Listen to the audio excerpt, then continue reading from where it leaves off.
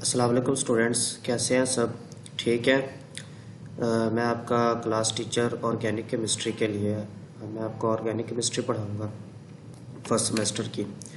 तो हम बेसिक से स्टार्ट करते हैं।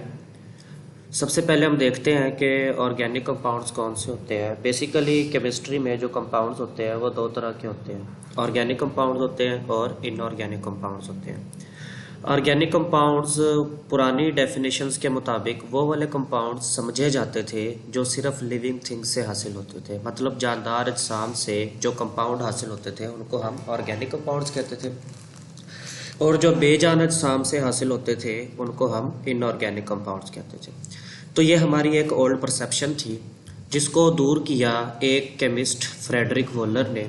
उसने ऑर्गेनिक कंपाउंड्स को नॉन लिविंग थिंग्स से प्रिपेयर किया। तो सबसे पहले इसकी ओल्ड डेफिनेशन देखते हैं। Obtained from living things only, सिर्फ और सिर्फ लिविंग थिंग्स से हमें ये कंपाउंड्स मिलते हैं, ठीक है। Only be synthesized by organic compounds, और ऑर्गेनिक कंपाउंड्स को सिर्फ और सिर्फ ऑर्गेनिक कंपाउंड से ही तैयार किया जा सकता था। ये पुरानी थ्योरी थी। न्यू थ्योरी आई, एक केमिस्ट आया फ्रेडरिक वोलर, उसने इस थ्योरी को ब्रेक डाउन किया। उसने यूरिया प्रिपेयर किया। यूरिया जो कि एक ऑर्गेनिक कंपाउंड है, उसको अमोनियम साइनेट से प्रिपेयर किया जो कि एक इनऑर्गेनिक कंपाउंड है। तो इस थ्योरी को ब्रेक डाउन किया, न्यू डेफिनेशन दी ऑर्गेनिक कंपाउंड्स की। Those compounds in which carbon is present as an essential element, ऐसे कंपाउंड्स जिनमें कार्बन असेंशियल एलिमेंट के तौर पर मौजूद हो, उन कंपाउंड्स को हम ऑर्गेनिक कंपाउंड्स कहते हैं। मतलब कार्बन का होना उनके अंदर ज़रूरी है, कार्बन के बगैर वो कंपाउंड सरवाइव नहीं कर सकता। ऐसे बहुत से कंपाउंड्स हैं जिसमें कार्बन तो होती है लेकिन वो ऑर्गेनिक नहीं होते, जैसा कि कार्बन डाइऑक्साइड एक इनऑर्गेनिक कंपाउंड है, उसको हम ऑर्गेनिक नहीं लेंगे क्योंकि उसके अंदर carbon as an essential element नहीं है। तो ऐसे तमाम कंपाउंड्स जिसमें कार्बन प्रेजेंट है एज एन एसेंशियल एलिमेंट, वो सारे के सारे ऑर्गेनिक कंपाउंड्स होंगे। नीचे कुछ एग्जांपल्स दी हुई हैं।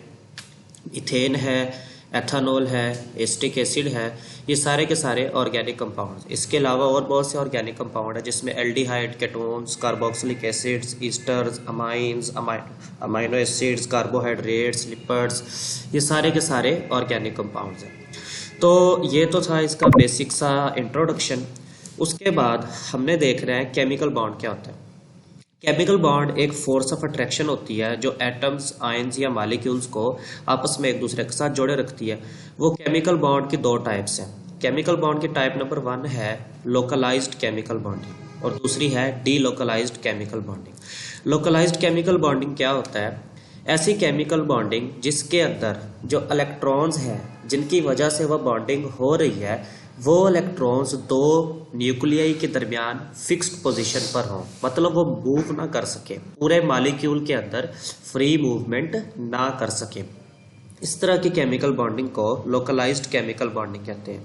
Electrons are fixed at their position between two nuclei and they can not move freely over the ring और मॉलिक्यूल, या वो रिंग या मॉलिक्यूल के ऊपर फ्री मूवमेंट नहीं कर सकते। लोकलाइज्ड का मतलब होता है फिक्स्ड पोजीशन का होना। जैसे एक दीवार है, दीवार लोकलाइज होती है, अपनी जगह पे फिक्स होती है, उसको उसकी जगह से हिलाया नहीं जा सकता। हमारी एग्जांपल ले लें, इंसान जो है ये डीलोकलाइज्ड है। क्यों? क्योंकि हम फ्रीली मूवमेंट कर सकते हैं एक जगह से दूसरी जगह। इसी तरह से इलेक्ट्रॉन्स भी लोकलाइज्ड और डीलोकलाइज्ड होते हैं। लोकलाइज्ड इलेक्ट्रॉन वो होंगे जो दो एटम्स के दरमियान इलेक्ट्रॉन पे उधर ही रहना है, उसके अलावा आगे पीछे मूवमेंट उनकी नहीं होगी। जबकि डीलोकलाइज्ड इलेक्ट्रॉन्स कौन से होते हैं? जिनकी फ्री मूवमेंट होती है, वो पूरे रिंग के अंदर या पूरे मॉलिक्यूल के अंदर एटम टू एटम चेंज होते हैं। लोकलाइज्ड केमिकल बॉन्ड की कुछ टाइप्स हैं। आयनिक बॉन्ड लोकलाइज्ड होते हैं, कोवलेंट बॉन्ड लोकलाइज्ड होते हैं, कोऑर्डिनेट कोवलेंट बॉन्ड लोकलाइज्ड होते हैं, और जितने भी सिग्मा बॉन्ड्स होते हैं ये सारे के सारे लोकलाइज्ड होते हैं।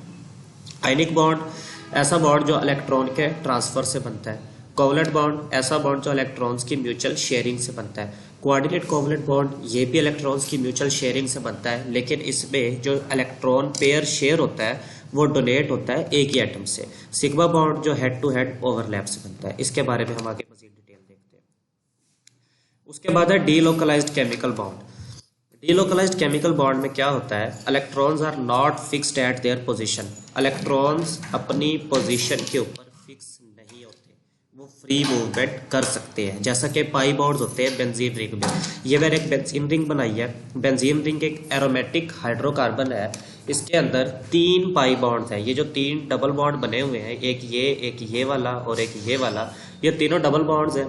और इसी तरह से ये जो 3 पाई इलेक्ट्रॉन्स हैं, ये वाले जो पेयर हैं इलेक्ट्रॉन्स के 3 पाई बॉन्ड्स जो हैं, ये अपनी जगह पे फिक्स नहीं है। ये मतलब इस पोजीशन इस मॉलिक्यूल में देखें तो ये वाला जो पाई इलेक्ट्रॉन है इस पोजीशन पे है, अगले मॉलिक्यूल में देखें तो ये अगली पोजीशन पे है। इसमें ये वाला पाई इलेक्ट्रॉन इधर है, अगले में इधर है। मतलब इनकी कोई खास पोजीशन फिक्स नहीं है, ये पूरे रिंग के अंदर या मॉलिक्यूल के अंदर सर्कुलेट कर सकते हैं। ठीक है, तो ये एटम टू एटम क्या करते हैं, चेंज होते हैं। तो इस वजह से इनको कहते हैं डीलोकलाइज्ड केमिकल बॉन्ड, मतलब ये अपनी जगह पे फिक्स नहीं है। तो इसी वजह से बेंजीन के अंदर जो ये 3 डबल बॉन्ड होते हैं, इनकी जगह पे हम एक छोटा सा सर्कल लगा देते हैं। इस सर्कल का मतलब है कि वो जो 3 डबल बॉन्ड है वो पूरे रिंग के अंदर डीलोकलाइज्ड हो गए हैं, वो अपनी जगह पे फिक्स नहीं है। तो हमने देख लिया लोकलाइज्ड केमिकल बॉन्डिंग और डीलोकलाइज्ड केमिकल बॉन्डिंग में डिफरेंस।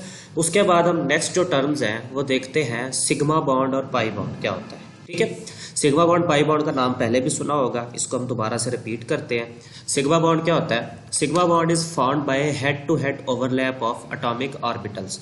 जो एटॉमिक ऑर्बिटल्स होते हैं, किसी भी एटम के जो ऑर्बिटल्स होते हैं जो कोवलेंट बॉन्डिंग करते हैं, मतलब जो ओवरलैप के जरिए कोवलेंट बॉन्डिंग होती है, वो अगर हेड टू हेड ओवरलैप हो, मतलब फ्रंट टू फ्रंट ओवरलैप हो। जैसे ये 2 कार्बन एटम्स हैं, मैंने इनका एक एक ऑर्बिटल बनाया है, एक ऑर्बिटल में एक इलेक्ट्रॉन है, दूसरे ऑर्बिटल में दूसरा इलेक्ट्रॉन। तो हम ये देख सकते हैं एक इलेक्ट्रॉन एक ऑर्बिटल में है, दूसरा इलेक्ट्रॉन दूसरे ऑर्बिटल में है। इन्होंने फ्रंट ओवरलैप किया है, मतलब हेड टू हेड ओवरलैप किया है, स्ट्रेट ओवरलैप किया है। और इसमें ये जो 2 इलेक्ट्रॉन्स है, ये 2 कार्बन एटम्स के दरमियान में इनकी प्रोबेबिलिटी मैक्सिमम है। तो इस तरह के बॉन्ड को हम सिग्मा बॉन्ड कहते हैं। जबकि पाई बॉन्ड क्या होता है? Found by parallel overlap. Parallel overlap या साइडवेज ओवरलैप से बनता है। Sigma bond head to head overlap, front on overlap से बनता है, जबकि जो पाई बॉन्ड होता है ये पैरेलल ओवरलैप, साइडवेज ओवरलैप से बनता है। जैसे अब इस कंपाउंड में हम देखें, 2 कार्बन है, उनके दरमियान पहले सिग्मा बॉन्ड बना हुआ है, ये वाला सिग्मा बॉन्ड बना हुआ है। क्यों? क्योंकि सिग्मा बॉन्ड के बगैर पाई बॉन्ड नहीं बन सकता। हमेशा 2 एटम्स के दरमियान बनने वाला सबसे पहला जो बॉन्ड होगा वो सिग्मा बॉन्ड होगा, बाद में बनने वाला बॉन्ड पाई बॉन्ड होगा। इस वजह से ये एक सिग्मा बॉन्ड है। और ये मैंने एक और ऑर्बिटल बनाया है कार्बन का, तो इसके अंदर एक एक इलेक्ट्रॉन और है। इन्होंने पैरेलल ओवरलैप किया, ये साइड पर दिखाया हुआ है, इस तरह से इन्होंने ओवरलैप किया, पैरेलल ओवरलैप किया। और इस ओवरलैप के बाद जो बॉन्ड बना हमारे पास उसको कहते हैं पाई बॉन्ड। ठीक है, और पाई बॉन्ड के अंदर जो प्रोबेबिलिटी ऑफ इलेक्ट्रॉन होती है, मतलब ये जो 2 इलेक्ट्रॉन्स हैं इनकी प्रोबेबिलिटी जो होती है ये मैक्सिमम होती है अबव, ऊपर, और बिलो या नीचे, between the line joining the 2 nuclei. मतलब ये जो लाइन 2 न्यूक्लियाई को मिला रही है, इसके ऊपर या नीचे होंगे ये वाले 2 इलेक्ट्रॉन्स, इनकी प्रोबेबिलिटी यहाँ पर होगी। तो हमने देख लिया sigma bond sideways overlap, sigma bond में हेड टू हेड ओवरलैप से बनता है, जबकि पाई बॉन्ड साइडवेज ओवरलैप से बनता है। उसके बाद only 1 sigma bond can exist between 2 atoms. 2 atoms के दरमियान maximum number of sigma bond जो हो सकते हैं वो सिर्फ एक है। 2 एटम्स मैक्सिमम एक ही सिग्मा बॉन्ड बना सकते हैं, 2 सिग्मा बॉन्ड नहीं होते 2 एटम्स के दरमियान, 2 से मतलब जिन्होंने बॉन्डिंग की हुई है। उसके बाद पाई बॉन्ड की बात करते हैं। 1 और 2 pi bonds can exist between 2 atoms. मतलब पाई बॉन्ड एक भी हो सकता है, 2 भी हो सकते हैं, जबकि सिग्मा बॉन्ड एक ही होता है। Sigma bond is a single bond. Her single bond जो होगा वो सिग्मा बॉन्ड होगा, और जो डबल और ट्रिपल बॉन्ड होंगे उसमें जो दूसरा या तीसरा बॉन्ड होगा वो पाई बॉन्ड होगा। पहला सिग्मा ही होगा। डबल बॉन्ड में एक सिग्मा बॉन्ड होता है, एक पाई बॉन्ड होता है, जबकि ट्रिपल बॉन्ड में एक सिग्मा बॉन्ड होता है और 2 पाई बॉन्ड होते हैं। तो यह सिग्मा बॉन्ड का इफेक्टिव ओवरलैप होता है, स्ट्रॉन्ग बॉन्ड होता है, इसको तोड़ने के लिए ज़्यादा एनर्जी चाहिए होती है, जबकि पाई बॉन्ड एक वीक बॉन्ड होता है क्योंकि इफेक्टिव ओवरलैप नहीं होता और इसको तोड़ने के लिए कम एनर्जी चाहिए होती है। उसके बाद हमारा जो नेक्स्ट टॉपिक है वो है एटॉमिक ऑर्बिटल हाइब्रिडाइजेशन। सबसे पहले इसका थोड़ा सा बैकग्राउंड बता दूं। पहले जो थ्योरी थी ना वो कोवलेंट बॉन्ड की थ्योरी थी। कोवलेंट बॉन्ड क्या होता है? जिसमें इलेक्ट्रॉन्स शेयर होते हैं। इलेक्ट्रॉन्स कभी भी शेयर नहीं होता। इलेक्ट्रॉन अपना ऑर्बिटल छोड़ नहीं सकता। मतलब एक कार्बन एटम का इलेक्ट्रॉन है अपने ऑर्बिटल में, तो वो अपना ऑर्बिटल छोड़ के दूसरे एटम के ऑर्बिटल में नहीं जा सकता। वो ऑर्बिटल के समेत शेयर होगा हमेशा।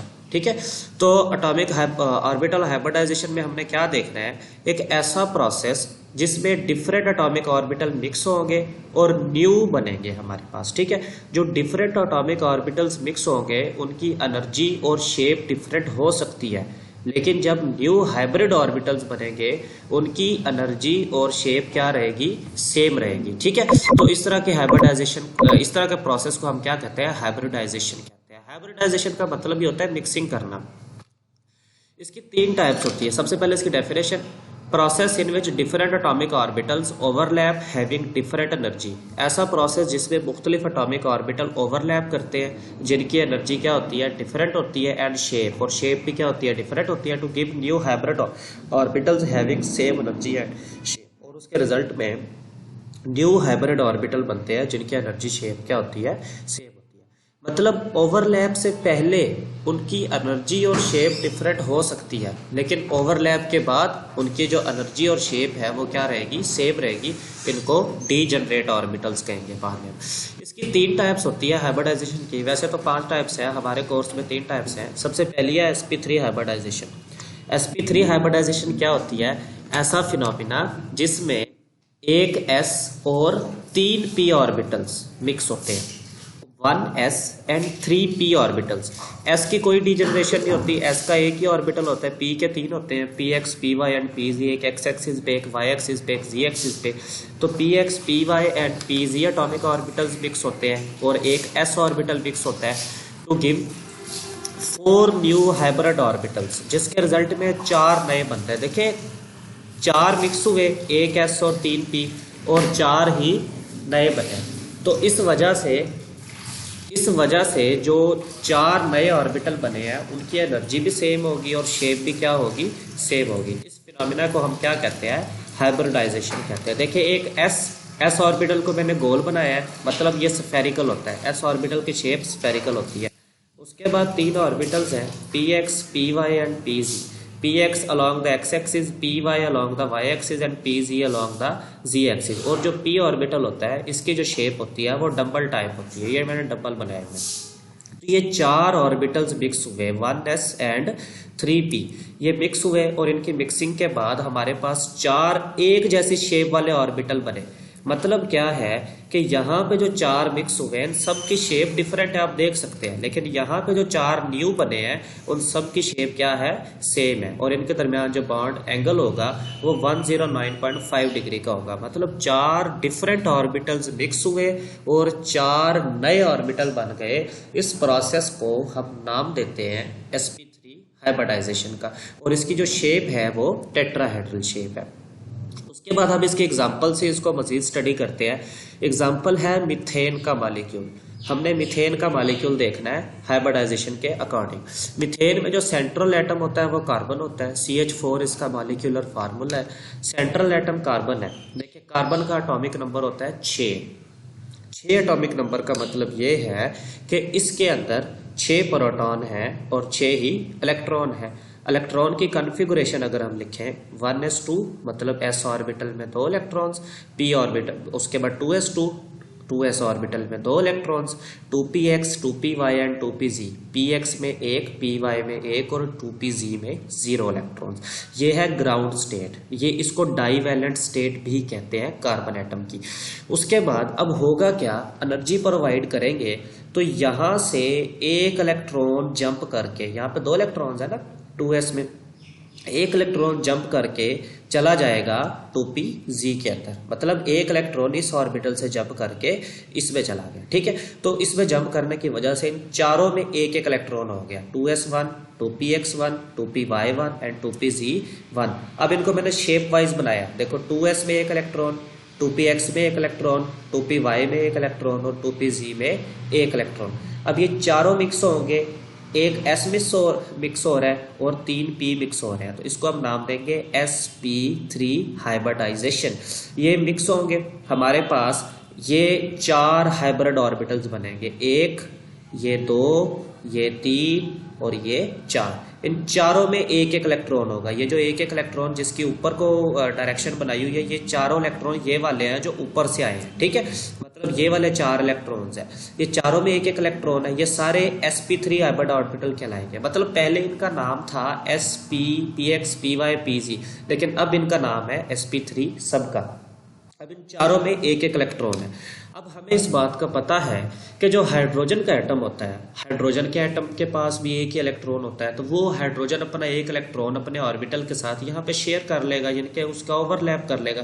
तो ये 2 हो गए, मतलब इसमें एक इलेक्ट्रॉन जो कार्बन का है वो sp3 हाइब्रिड ऑर्बिटल वाला, और एक इलेक्ट्रॉन जो है वो हाइड्रोजन का है। इसी तरह से इसमें एक इलेक्ट्रॉन कार्बन का है, एक इलेक्ट्रॉन हाइड्रोजन का है, एक इलेक्ट्रॉन कार्बन का है, एक इलेक्ट्रॉन हाइड्रोजन का है, इधर भी एक इलेक्ट्रॉन कार्बन का है, एक इलेक्ट्रॉन हाइड्रोजन का है। ठीक है, तो इस तरह से CH4 का मॉलिक्यूल बनता है, CH4, बीच में कार्बन 4 हाइड्रोजन, और इसकी जो शेप बनेगी मॉलिक्यूल की वो बनेगी शेप हमारे पास टेट्राहेड्रल। इसको टेट्राहेड्रल शेप कहते हैं। ये सिग्मा बॉन्ड होते हैं, ये सारे के सारे सिग्मा बॉन्ड है, सारे हेड टू हेड ओवरलैप से बने हैं। ठीक है, और ये जो ओवरलैप है इसको नाम देते हैं sp3s ओवरलैप। क्यों?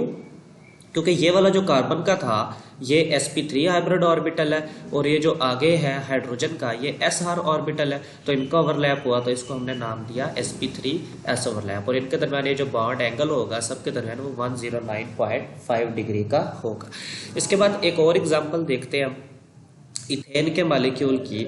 Ethane molecule C2H6, 2 carbon atom है, एक ये कार्बन रहा और एक ये कार्बन रहा। ठीक है, अब हाइब्रिडाइजेशन हुई, हर कार्बन के एक s और 3 p ऑर्बिटल मिक्स हुए, तो क्या हुआ, एक s और 3 p के मिक्स होने से 4 न्यू हाइब्रिड ऑर्बिटल बने। इस कार्बन के एक ये वाला, 3 ये 3 बनाए गए मैंने। उसके बाद इस कार्बन का एक ये वाला और 3 ये रहे।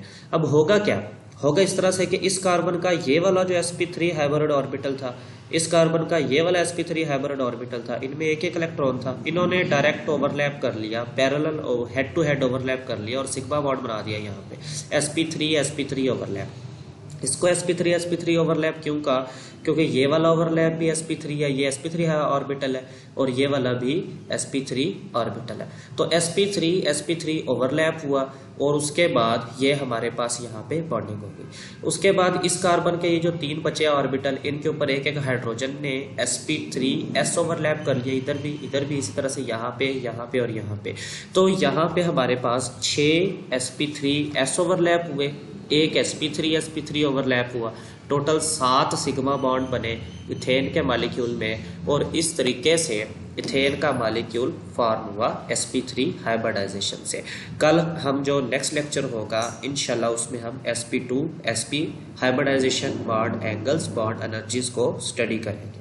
ठीक है, अगर किसी भी बच्चे का कोई क्वेश्चन है तो वो ग्रुप में पूछ सकता है, और उसके बाद आपने करना क्या है, ये जो मैंने सारा अभी पढ़ाया है इसको अपने हाथ से प्रैक्टिस करनी है इसकी। ये जो मैंने 2 स्ट्रक्चर बनाए हैं sp3 हाइब्रिडाइजेशन के अकॉर्डिंग, मीथेन के एंड इथेन के, आपने इसकी प्रैक्टिस करनी है। ठीक है, और जो आप उसके स्ट्रक्चर बनाओगे उसको आपने उसकी पिक बना के ग्रुप में सेंड करनी है, ताकि मुझे पता चले किस किस बच्चे ने उसको किया है। ठीक है, जज़ाकल्लाह जी, अपना ख्याल रखिएगा, अल्लाह हाफिज़।